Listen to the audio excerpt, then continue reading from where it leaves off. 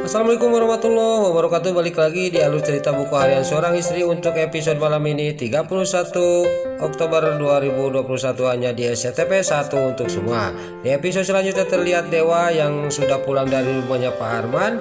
Di mobil dia juga sangat sedih karena dengan nasib dirinya, tiba-tiba mobilnya di tengah jalan ada yang menghadang. Lalu Dewa juga dia turun dari mobilnya. Dia sangat kaget dan sangat marah, ternyata itu adalah mobilnya si Ken Kelvin dan si Alia Sildatel yang menghadang dirinya. Lalu si Ken Kelvin juga dia ngomong kepada Dewa dan si Alia Sildatel juga sama dia ngomong kepada Dewa, dia menghina-hina Dewa. Dewa juga sangat marah dan murka banget kepada si Ken Kelvin. Lalu Dewa juga dia tidak tahan amarahnya, juga dia naik langsung, dia juga mau menghajar si Ken Kelvin. Tiba-tiba dia pas mau menghajar mendengar suara tangisan bayi di mobilnya si Alia Sildatel. Lalu Dewa juga dia dalam batinnya dan juga tidak jadi memukul si Ken Kelvin. Kenapa ikatan batin saya ini kuat benar sama bayi yang ada di si Alia Sildatel. Lalu di sini Dewa juga tidak jadi menghajar si Ken Kelvin karena mendengar bayinya si Alia di dalam mobil. Lalu terlihat si Alia Sildatel juga dia sangat kaget dan terkejut, dan dalam batinnya dia ngomong, benar-benar ikatan batin seorang orang tua sama anak sangat kuat, kata batinnya si Alia Sildatel. Saya harus buru-buru pergi dari tempat ini. Lalu si Alia Sildatel juga dia ngomong kepada si Ken Kelvin, kita buru-buru pulang dari sini sayang, kata si Alia Sildatel kepada si Ken Kelvin. Singkat cerita, si Ken Kelvin juga dia pergi dari hadapannya Dewa. Tapi Dewa dia masih kepikiran di dalam batinnya, kenapa batin saya sangat kuat benar ikatan batin saya sama bayi yang ada di si Alia Sildatel, yaitu Alvin. Saya harus cepat-cepat mencari tahu asal usulnya anak yang ada di si Alia Sildatel. Saya akan pergi lagi ke Bogor, kata batinnya Dewa. Lalu Dewa juga dia pergi dari tempat itu. Lalu di sisi lain terlihat di sini bisa Dewa dia punya klien yaitu ayahnya Dewi. Pasha juga Lucky sama Dewi juga dia mengawal ayahnya Dewi karena ayahnya Dewi diancam oleh kliennya karena kliennya kalah tender. Lalu dia juga pas dia mau menuju ke proyeknya, tiba-tiba dia juga sangat kaget dan terkejut. Ada mobil hitam dan berhenti di depan mobilnya dia. Lalu tiada lain yang turun adalah anak buahnya si Ken Kelvin. Lalu ternyata ini si Brokokok Tony dia juga menghadang mereka. Lalu si Tony juga dia ngomong kepada Pasha, Dewi dan Lucky, saya tidak punya urusan sama kamu, saya mau mengambil bapak ini, kata si Tony kepada Pasha dan Lucky. Tapi terjadilah singkat cerita di sini perkelahian juga tidak terbendung. Si Ken Kelvin, anak buah si Ken Kelvin melawan anak buahnya Pasha. Tapi tidak lama, anak buahnya si Tony juga nampuyak semua dan dia juga kabur dari tempat itu. Lalu di sini ayahnya Dewi juga sangat senang melihat kejadian ini, dan Pasha sama Lucky juga dan Dewi juga dikasih bonus oleh ayahnya Dewi. Lalu mereka juga dia langsung menuju ke proyeknya ayahnya Dewi, dan ayahnya Dewi juga terus dikawal oleh Lucky, Dewi dan Pasha. Lalu terlihat di sisi lain Lula Budiana membawa Nana ke sebuah kafe, dan Fitri dan Bu Ani juga dia ikut ke sebuah kafe untuk makan malam supaya menghibur Nana. Tiba-tiba Lula menerima telepon dari Pasha. Lalu Pasha juga dia ngomong kepada Lula, saya punya bonus dari klien saya Lula, kita dinner lagi yuk di kafe, kata Pasha kepada Lula. Lalu Lula juga menjawab kepada Pasha, saya tidak bisa kalau malam ini mas, karena saya lagi mau ke kafe dengan Budiana dan Nana dan Fitri juga, kata Lula kepada Pasha. Lalu Budiana juga ngomong kepada Lula, sekalian aja ajak Lula, kita bergabung aja, kata Budiana kepada Lula. Lalu Lula juga dia menyambung omongannya lagi kepada Pasha, mas Pasha kita bergabung aja di kafe tempat biasa, kata Lula kepada Pasha. Pasha juga di sini sangat senang dan gembira, dia juga langsung menutup teleponnya dan dia juga langsung akan menuju ke suatu tempat yaitu ke kafe di mana biasanya dia makan.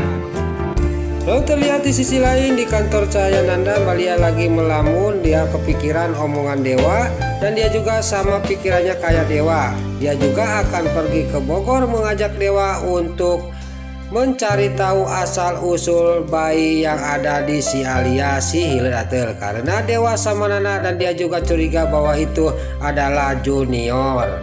Lalu pas lagi melamun tiba-tiba datanglah Tante Merlin.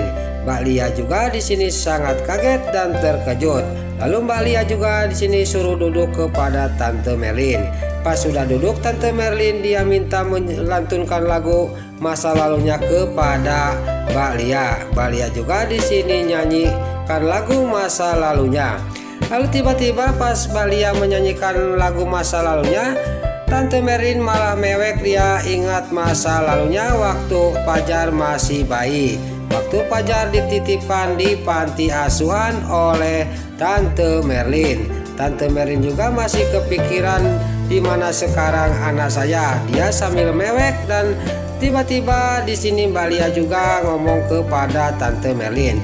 Kenapa Tante Merlin malah nangis? Kata Mbak Lia kepada Tante Merlin. Kalau bisa terus terang kepada saya, kalau saya bisa membantu, kata Mbak Lia kepada Tante Merlin. Lalu Tante Merlin juga dia membohong, dia tidak mengatakan sejujurnya kepada Mbak Lia. Tapi Mbak Lia dia tidak percaya kalau Tante Merlin dia ngomong kayak gitu sampai sesedih kayak gitu, kata batinnya Mbak Lia. Tiba-tiba datanglah Jihan, dia juga ngomong kepada Mbak Lia, kita harus buru-buru ke rumahnya Pak Fajar, harus membereskan rumahnya Pak Fajar, kata Mbak Jihan kepada Mbak Lia. Di sini Tante Merlin juga sangat kaget dan terkejut bahwa Mbak Jihan pas bilang dia mau membersihkan rumahnya Pak Fajar. Lalu Mbak Lia juga dia ngomong kepada Tante Merlin, Pak Fajar itu yang punya perusahaan Cahaya Nanda, kata Mbak Lia kepada Tante Merlin. Lalu di sini Mbak Jihan juga dia mengasihkan foto kepada Tante Merlin dan diambil fotonya itu yang di meja dikasihkan kepada Tante Merlin. Lalu Tante Merlin juga di sini melihat foto, yaitu foto Fajar. Dalam batinnya dia juga ngomong, apakah ini anak saya yang selama ini saya cari, kata batinnya Tante Merlin. Tiba-tiba Mbak Jihan juga dia ngomong kepada Tante Merlin, sekarang Pak Fajarnya sudah meninggal. Dia mengalami kecelakaan waktu mau pergi ke Singapura, kata Mbak Jihan kepada Tante Merlin. Tante Merlin juga sangat kaget dan terkejut dan dia juga calawak mendengar berita itu dari Mbak Jihan. Lalu terlihat di sisi lain di kafe Pasha dan Budiana juga dia lagi makan. Tiba-tiba Nana melihat kemesraan Lula sama Pasha, dia juga langsung pergi dari hadapan mereka dari meja makan itu. Lalu Nana sudah pergi, Pasha juga ngomong kepada Budiana dan Lula, saya pamit akan ngomong empat mata sama Nana. Dan di sini singkat cerita Pasha juga pergi untuk menyusul Nana.